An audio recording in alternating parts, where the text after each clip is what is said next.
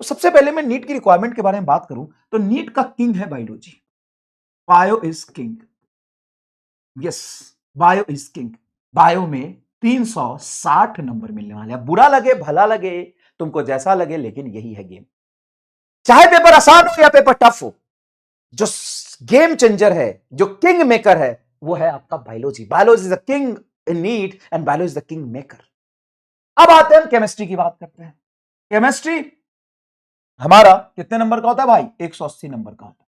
और फिजिक्स भी होता तो 180 नंबर का है, लेकिन इस पर भरोसा हम नहीं कर सकते। फिजिक्स तो ऐसी चीज है जिससे दूर दूर से राम राम, ना तो ज्यादा दोस्ती सही ना तो ज्यादा दुश्मनी सही। जब से नीट हुआ है 2013 से लेकर के 2025 तक, तो मेनली मोटा मोटा कह सकते हो दो तरह का पेपर आया है। पहला पेपर आया मतलब पैटर्न 24, 23, 22, 17, 18 और 2020 में। इसको कहते हैं लेवल डाउन हो गया पेपर का। 25, 21, 2016 पेपर का लेवल टफ हो गया। ठीक है, 2017, 18 में मॉडरेट था, एवरेज था। जैसे ही पेपर डाउन आता, हमें नहीं पता 26 में कैसा आएगा, हमें नहीं पता 26 में क्या होने वाला है। और आपको लगेगा कि अरे भाई साहब एकदम मजा ही आ गया, हमने तो फोड़ दिया, 650, 650 नंबर एग्जाम में आ रहे हैं। और फाइनली जब रिजल्ट आता है तो कट ऑफ आपका बहुत हाई चला जाता है, आपका सिलेक्शन रुक जाता है। तो कभी भी कितने सवाल आप कर पा रहे हो ये मैटर नहीं करता, रिलेटिव मैटर करता है कि आप किस पेपर में कितने सवाल कर पा रहे हो। ठीक है, तो 100% फोकस से बात करना है। 3 महीने अपने जीवन के मुझे दे देने हैं, और इस 3 महीने में सिर्फ मेहनत करना, रिजल्ट के बारे में नहीं सोचना। आपके सोचने से रिजल्ट आ जाएगा क्या है? नहीं आएगा ना। तो सिर्फ और सिर्फ आपको सोचना है पढ़ाई के बारे में, फोकस पढ़ाई के रिलेटेड करना है। दूसरी बात, रिसोर्स लिमिट करनी है ना। एक बुक, एक टेस्ट, एक video lecture. 1 video lecture, 1 book, 1 test series, that's it. Enough है, इनफ है। टेस्ट को अटेम्प्ट स्किप नहीं करना है, attempt every test. NEET PYQ must है, और डेट भी लिख देता हूं 2013 से लेकर के 2025 तक।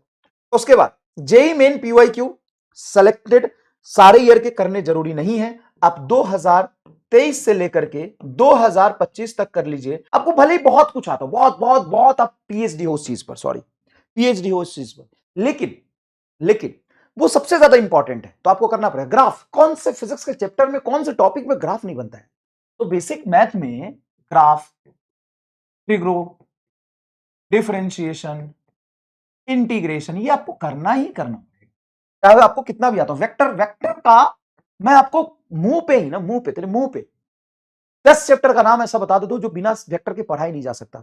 Laws of motion, electrostat, gravitation, AC और EM wave and SHM wave, बिना वेक्टर के पढ़ लोगे?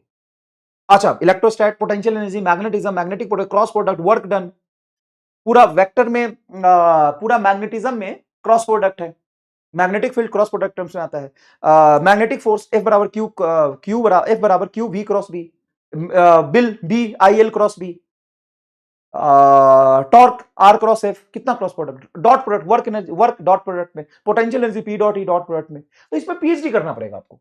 ये दो चीजें सबसे इंपॉर्टेंट। काइनेमेटिक्स 2 से 3 दिन बहुत इंपॉर्टेंट है। जैसे distance, displacement, speed, velocity, acceleration की पकड़ हमने बना ली।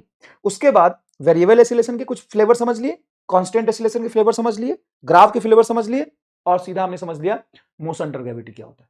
बस इसमें 3 लेक्चर लगेंगे।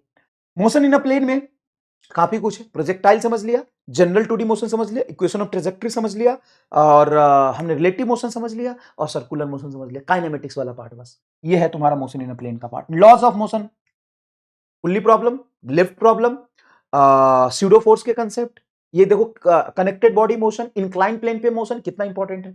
उसके बाद फ्रिक्शन बहुत इंपॉर्टेंट है, इसमें 2 लेक्चर लगने चाहिए। फ्रिक्शन आगे भी बहुत काम आता है। वर्क एनर्जी पावर, वर्क का कंसेप्ट पढ़िए, और काइनेटिक और मोमेंटम का रिलेशन पढ़िए, वर्क एनर्जी थ्योरम पढ़िए। उसके बाद पोटेंशियल एनर्जी पढ़िए, स्प्रिंग पोटेंशियल, ग्रेविटेशन पोटेंशियल पे जो सवाल बनता है वो बनिए। पावर का कंसेप्ट पढ़िए, वर्टिकल सर्कुलर मोशन पढ़िए।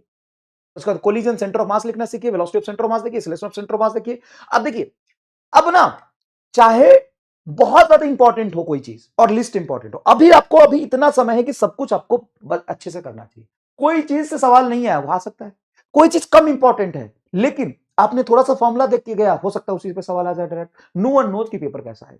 हाँ, लेकिन अभी भी मैं आपको 20-25 टॉपिक क्लास में बताऊंगा, ऐसा बता दूंगा जिससे 25 सवाल डन है। 25 टॉपिक 25 सवाल मैं अभी लिख देता हूं, तो अभी तेरे मुंह पे बोल दूंगा 25 टॉपिक 25 सवाल। 25 टॉपिक नहीं, चल 35 टॉपिक बोल देता हूं, और 25 सवाल, ये तो मस्ट है। 25 क्वेश्चन मैं बोल दूंगा, लेकिन उसके लिए वो सिर्फ 25 टॉपिक पढ़ने में भी आपको 10 क्लास लगेगा, ऐसा नहीं है कि आप तुरंत से कर लेंगे। 25-35 टॉपिक पढ़ने में भी आपको 10-15 क्लास लगेगा। कौन से 35 टॉपिक? गेट का सवाल हर साल आता है, डायोड का सवाल हर साल आता है, फोटो इलेक्ट्रिक हर साल आता है, एक्सरे का फोटो इलेक्ट्रिक फील्ड, डिब्राउली वेवलेंथ का हर साल आता है, और फिर उसमें चले जाओ वर्क डन और पावर का 2 कप पढ़ लो, उसमें से एक सवाल हर साल आता है।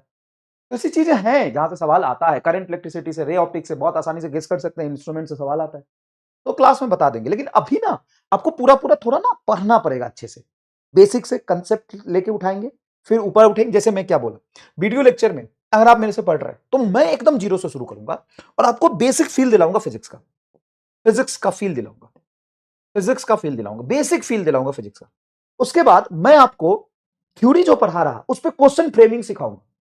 थोड़ी सी चेंज करी है मैंने आजकल, पढ़ाने का स्टाइल और इंप्रूव किया है। क्या?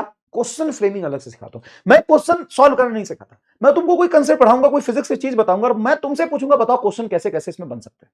तुमसे पूछूंगा, यस तुमसे। अब तुम सोचोगे कि अच्छा ये हमने थ्योरी पढ़ी, अब इस थ्योरी पे अगर मुझे क्वेश्चन फ्रेमिंग करना हो तो मैं क्या कर सकता हूं? अगर तू ये सीख गया तो भाई इस क्वेश्चन में कौन सा कंसेप्ट अप्लाई होना हो तो तू खुद सीख जाएगा। तो मैं एकदम बेसिक से पढ़ाऊंगा, उसके बाद मैं तुमको क्वेश्चन फ्रेमिंग सिखाऊंगा, फिर हम पीवाईक्यू बेस्ड 100% करेंगे। अगर मुझे टाइम का लिमिटेशन हुआ तो मैं अलग से लेक्चर रिकॉर्ड कर दूंगा, लेकिन पीवाईक्यू मैं एकदम कराऊंगा और पूरा कैलकुलेशन करके आंसर तक निकाल के पहुंचाऊंगा तुमको, क्योंकि जो जरूरी है वो जरूरी है, मुंह नहीं फेर सकते। और आप एकदम बच्चे की तरह सोचिए कि आपकी कैपेबिलिटी क्या है, आपको क्या करना है, आपके लिए क्या जरूरी है, बच्चे के लिए सोचिए। मैं हवाबाजी कुछ भी कर दूं यहां पे, उससे फर्क नहीं पड़ता आपके जीवन में, मेरे जीवन में पड़ेगा, आपके जीवन में नहीं पड़ेगा। तो आपको क्या जरूरी है वो समझने की कोशिश करिए। कैलकुलेशन हम सीखेंगे बहुत अच्छे से और कंसेप्ट अप्लाई करना सीखेंगे। उसके बाद JEE Main and JEE advance के मैं आपको बताता हूं, ये प्रॉमिस कर रहा हूं और मैं करा दूंगा 30% क्वेश्चन जेई एडवांस के, 30 से 40% क्वेश्चन तेरे क्रैश कोर्स में जेई एडवांस के मैं 20 साल के करा दूंगा तुमको, बहुत होता है। और जेई मेन के 50 से 60% क्वेश्चन करा दूंगा मैं। सर इतना कैसे कर पाओगे? कर लेंगे, वो छोड़, मेरी एफिशिएंसी बहुत हाई है, करा दूंगा। कम टाइम में मैक्सिमम एफिशिएंसी कैसे निकाला जाता है, हो जाएगा। ठीक है, अब यहां तक ये बातें हो गई। 12th में भी मोटा मोटा चैप्टर नहीं लिखा, ऐसे काम करेंगे। ठीक है, अब सिर्फ वीडियो लेक्चर देखने से काम नहीं चलेगा, तो इस वीडियो लेक्चर से आपको हर रोज क्या बनाना है? शॉर्ट नोट्स बनाना है। कैसे बनाना है ये क्लास में बात करेंगे। शॉर्ट नोट्स बनाना है, क्वेश्चन सिर्फ 20% ही नोट्स में लिखना है। कंप्लीट